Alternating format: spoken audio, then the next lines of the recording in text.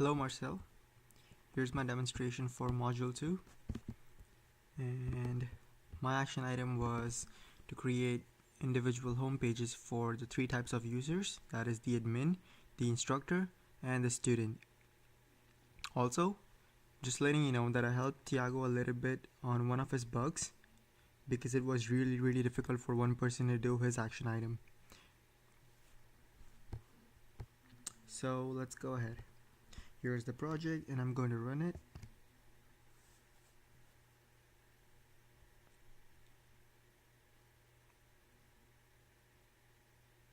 Should take you straight to the login page because the user is not logged in.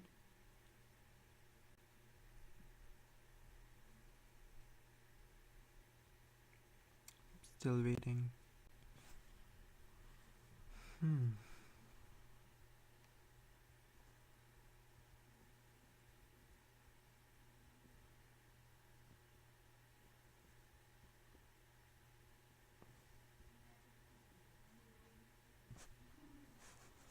Come on.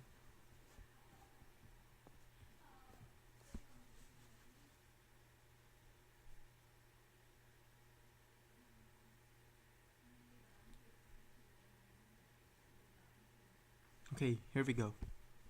So I'm going to first log in as the admin and show you what his homepage looks like.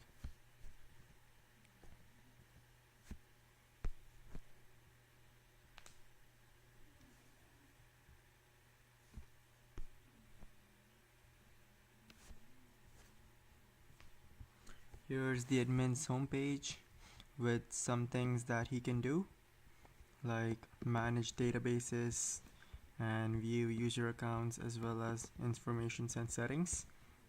So here's some UI improvements that I made, which is on hover, these drop down menus appear which have individual items that the user can do. So here's the generic user profile button, here's the logout button, and here's the settings button that is only visible to the admin. Let's go manage the database.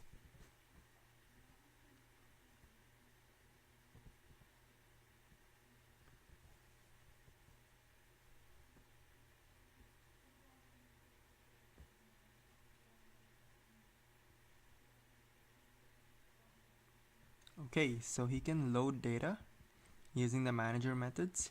He can remove data and he can remove the database entirely and then load data again to have some starting data in the database. These functions will be here only for the development process of the application. Once the app is deployed, it won't be here. Let's go view user accounts now. So here's three kinds of users that are registered with the app. Here's the admin.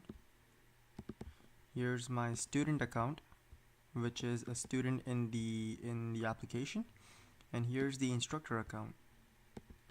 That's my personal email as well. So because I was the one creating the individual accounts for the instructor and the student, so I had to use my email for both. And here's all the claims and roles that the current user is entitled to. He can go to a nicely formatted view to check them in detail. And let's go back. Okay, let's go account settings now, where you can manage your passwords and stuff.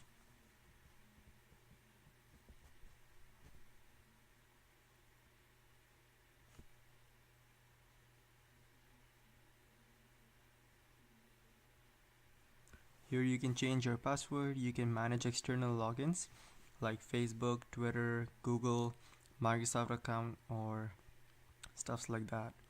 And I believe this should be in one of the in our applications, but it will be implemented later, not right now. Most probably during the March study break, because I believe it's good to have these features in today's applications. Here's where you can add your phone number and then enable two-factor authentication. So whenever you log in, if this is enabled, let's say this is enabled, every time you log in, you will either be allowed to verify using your phone or your email, and that's two-factor authentication. But I'm going to disable it for now. I don't want to verify myself every time I log in. So Let's log out and go over to the instructor's homepage now.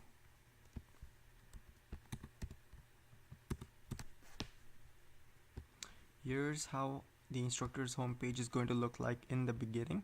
There will be more stuff added, more responsiveness added, but as of now, just in the development, this is how it will look like. It's the same home button, the same courses, and the same user profile button with the same logout button. The only difference is user can access all his use cases right from the homepage. So let's say he wants to add a new course. I'm pretty sure Jesse and Tiago have shown you how a new course adding use case works, but I'm just going to show you once more so that you know adding a new course and a new section and then adding a student to that section all works together smoothly. So the new section that the student is added to should show up on the student's homepage, which we will see later. Let's create a new course. Let's call it I don't know, data structures,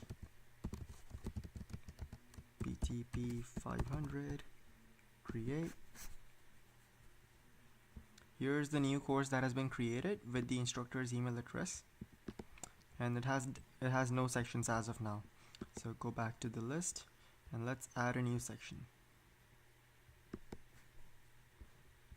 Let's call it section B for a change because everything else is section A already. So let's create,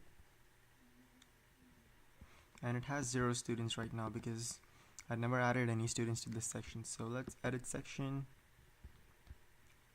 select myself, which is the student email, the student account that I have used to register as a student, and save changes. So now it says number of students as 1 because I successfully added a student to this, which this shows as proof. Awesome. So let's go back to the list of courses, and this course, which is data structures and algorithms, along with section B attached to it, should show up when I log in as the student now. So let's log out and log in with my student account.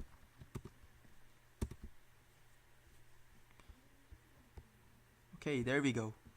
Data structures, section B, and every other course that I have added myself to. So this is how the left side navigation will look like, pretty much. Here's a similar home button, a similar user profile button, and here's where the announcements feed will be displayed later on, because now I did not have enough data or enough tweets or stuffs like that to display a regular feed of announcements from instructors in individual sections. So let's go to a particular section, let's say major project, and see its details. There we go. So here's the section name, here's the course that it belongs to, and here's the list of students that are enrolled. Just myself right now, but more students will be added as more students keep registering for this website later on when it's in development, when it's in deployment. So I think that's all for now. That was all for my module, and I hope you have enough information to grade my module 2 now, and also we can move ahead with this project next week then. Awesome. Thanks so much. Bye bye.